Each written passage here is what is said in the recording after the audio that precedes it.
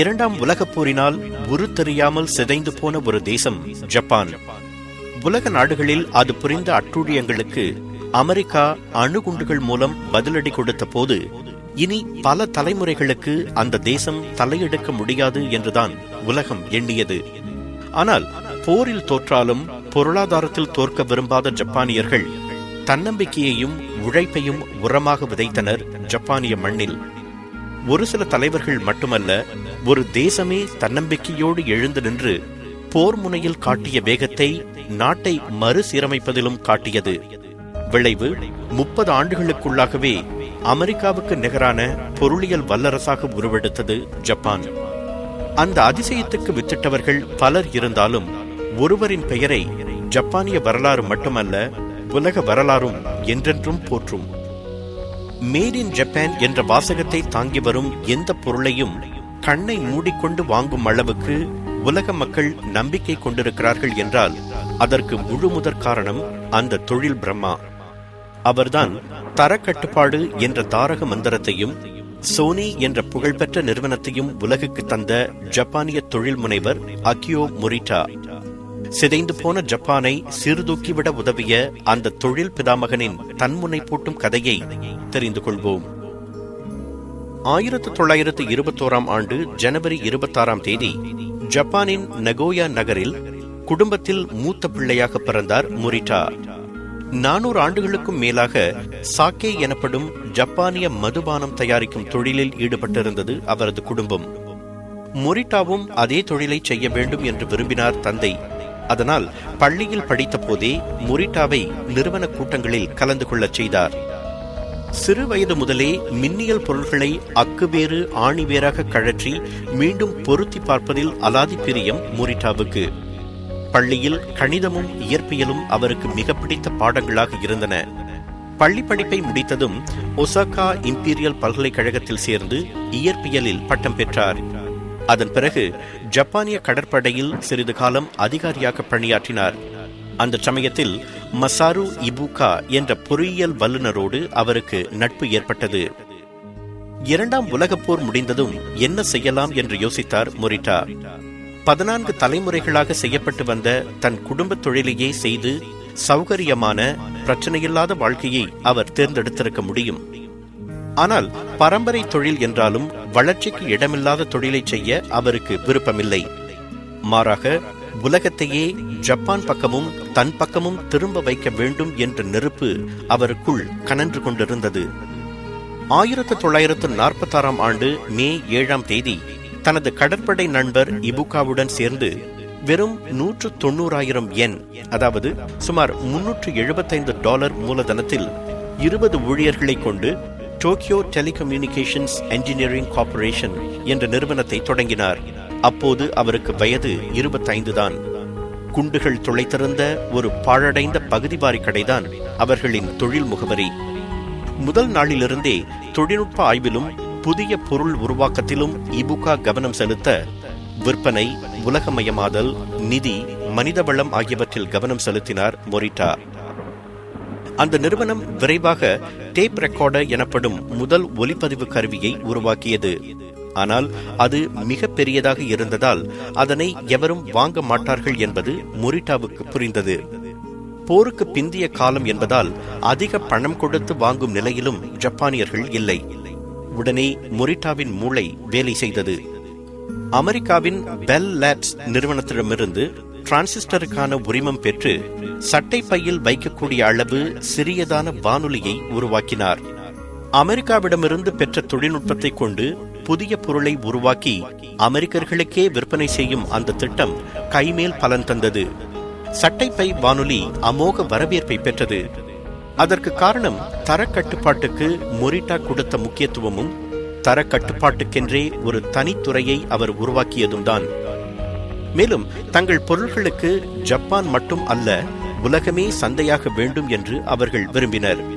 அதனால் அனைவரும் எளிதில் சொல்லக்கூடிய ஒரு புதிய பெயரை தேடி அகராதிகளை புரட்டினர். அப்போது அவர்களுக்கு கிடைத்த சொல்தான் சோனஸ். லத்தீன் மொழியில் சோனஸ் என்றால் ஒலி என்று பொருள். அந்த சொல்லையும் அப்போது அமெரிக்காவில் புகழ்பெற்றிருந்த சானி பாய்ஸ் என்ற இசைக்குழுவின் பெயரையும் இணைத்து 1958 நிறுவனத்தின் பெயரை சோனி கார்ப்பரேஷன் என்று மாற்றினார் மொரிட்டா. 2 ஆண்டுகள் கழித்து அமெரிக்காவிலும் நிறுவன கிளையை தொடங்கி தன் குடும்பத்துடன் அங்கு குடிபெயர்ந்தார். அதன் பிறகு வாடிக்கையாளர்கள் எதிர்பார்க்காத வித்தியாசமான மின்னியல் பொருட்களை செய்வதில் அவர் கவனம் செலுத்தினார். அவரது புத்தாக்க சிந்தனைகள் புதிய கலாச்சாரங்களையும் புதிய வாழ்க்கை முறைகளையும் உருவாக்கின. உதாரணத்திற்கு, தன் பிள்ளைகளோடு சுற்றுலா செல்லும் போது அவர்கள் பெரிய டேப் ரெக்கார்டர்களை கொண்டு வருவதை கவனித்தார். அதன் அசௌகரியம் அவரது சிந்தனையை தூண்டியது. போகும் இடத்துக்கெல்லாம் எடுத்துச் செல்லும்படியாகவும் கேட்கும்படியாகவும் அதனை சுருக்கினால் என்ன என்று சிந்தித்தார். அவரது சிந்தனையில் வாக்மேன் உதித்தது. அந்த முயற்சியில் அவர் ஈடுபட்டிருந்த போது அவருக்கு அணுக்கமானவர்கள் என்ன சொன்னார்கள் தெரியுமா? ஒலிவாங்கியை எவன் காதில் மாட்டிக்கொண்டு நடப்பான்? உலகம் பைத்தியம் என்று சொல்லும், எனவே அது விற்பனையாகாது என்று ஆருடம் கூறினர். ஆனால் எதிர்காலத்தையே உருவாக்கும் தைரியம் கொண்ட ஒரு மனிதனை வெறும் ஆருடங்கள் என்ன செய்துவிட முடியும்? 1976ஆம் ஆண்டு வாக்மேன் சந்தைக்கு வந்தது. உலகம் முழுவதும் இளையர்களை அது கொள்ளை கொண்டது. அதன் பிறகு மொரிட்டாவின் சாம்ராஜ்யம் அசுர வேகத்தில் வளரத் தொடங்கியது. தொலைக்காட்சி, வீடியோ ரெக்கார்டர் என பல மின்னியல் பொருட்களை உருவாக்கி உலகுக்கு அறிமுகம் செய்தது சோனி நிறுவனம். மொரிட்டாவின் தலைமையில் 1970ஆம் ஆண்டில் நியூயார்க் பங்குச்சந்தையில் இடம்பெற்ற முதல் ஜப்பானிய நிறுவனம் என்ற புகழை பெற்றது சோனி. அதன் பிறகு சோனி நிறுவனம் பல்வேறு தொழில்களில் கால் பதித்தது. 2000ஆம் ஆண்டு கணக்கெடுப்புப்படி அமெரிக்கர்கள் கோகோ கோலாவை விட சோனியைத்தான் தங்களுக்கு ஆக பிடித்த சின்னமாக தேர்ந்தெடுத்தனர். அமெரிக்காவில் மட்டுமல்ல, உலகம் முழுவதும் சோனி என்ற பெயர் பிரபலமானது. நேரத்தை பொன் போல் கருதி கடுமையாக உழைத்த மொரிட்டா எப்போதுமே சுறுசுறுப்பாக இருப்பார். அவருக்கு 60 வயதான போது நீர்ச்சறுக்கு, ஸ்கூபா முக்குளிப்பு, டென்னிஸ் ஆகிய விளையாட்டுகளை கற்றுக்கொண்டார். ஓவியத்தையும் இசையையும் அதிகம் நேசித்தார். அவருக்கு 72 வயதான போது ஒரு நாள் காலை டென்னிஸ் ஆடிக்கொண்டிருந்த போது வாதம் ஏற்பட்டது. உடல் நலம் பாதிக்கப்பட்ட அவர் எல்லா பொறுப்புகளிலிருந்தும் விலகினார். அவருக்கு அடுத்து சோனி நிறுவனத்தின் தலைமை பொறுப்பை ஏற்றவர் யார் தெரியுமா? மொரிட்டாவின் நிறுவனம் முதலில் தயாரித்து வெளியிட்ட டேப் ரெக்கார்டரில் தரம் குறைவாக இருக்கிறது என்று குறை கூறி கடிதம் எழுதிய நொரியோ ஓஹா என்பவர்.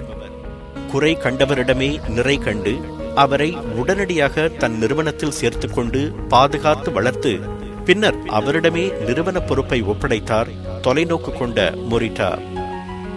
தரம்தான் நிரந்தரம் என்பதை உலகுக்கு உணர்த்திய ஆக்கியோ மொரிட்டா 1999ஆம் ஆண்டு அக்டோபர் 3ஆம் தேதி தனது 78வது வயதில் டோக்கியோவில் காலமானார். அவர் இறந்தபோது ஃபார்ப்ஸ் சஞ்சிகையின் உலக பணக்காரர்கள் பட்டியலில் அவருக்கு 386வது இடம் கிடைத்தது. அப்போது அவரது சொத்தின் மதிப்பு $1300 மில்லியன். டைம் சஞ்சிகை வெளியிட்ட 20ஆம் நூற்றாண்டின் தலைசிறந்த தொழில் முனைவர்கள் பட்டியலில் இடம்பெற்ற அமெரிக்கர் அல்லாத ஒரே ஒருவர் ஆக்கியோ மொரிட்டா தான். உலகமய தொழில்துறைக்கு அவர் ஆற்றிய பங்கை அங்கீகரிக்கும் வகையில் இங்கிலாந்தின் மிக உயரிய ஆல்பர்ட் விருது, பிரான்சின் ஆக உயரிய லீஜன் ஆஃப் ஆனர் விருது, ஜப்பானிய மன்னரின் ஃபர்ஸ்ட் கிளாஸ் ஆர்டர் விருது ஆகியவையும் இன்னும் பல எண்ணிலடங்கா விருதுகளும் அவரை நாடி வந்திருக்கின்றன. அந்த தொழில் பிரம்மாவின் கதையை முழுமையாக தெரிந்து கொள்ள வேண்டுமா? மேட் இன் ஜப்பான் என்ற அவரது சுயசரிதையை படித்து பாருங்கள். 1966ஆம் ஆண்டில் அவர் நெவர் மைண்ட் ஸ்கூல் ரெக்கார்ட்ஸ் என்ற இன்னொரு புகழ்பெற்ற நூலை எழுதினார். அதில் வாழ்க்கையிலும் தொழிலிலும் வெற்றி பெற பள்ளியில் வாங்கும் மதிப்பெண்கள் முக்கியமல்ல என்று அவர் வாதிடுகிறார். Curiosity is the key to creativity, அதாவது ஆர்வம்தான் படைப்பு திறனுக்கான திறவுகோல் என்பது மொரிட்டா நமக்கு விட்டு சென்றிருக்கும் உன்னதமான பொன்மொழி. எதையுமே ஆர்வத்துடனும் நம்பிக்கையுடனும் தொலைநோக்குடனும் செய்ததால்தான் ஆக்கியோ மொரிட்டாவுக்கு அந்த வானம் வசப்பட்டது. நாமும் ஆர்வம், நம்பிக்கை, தொலைநோக்கு ஆகியவற்றை காட்டினால் எந்த வானமும் நிச்சயம் நமக்கு வசப்படும்.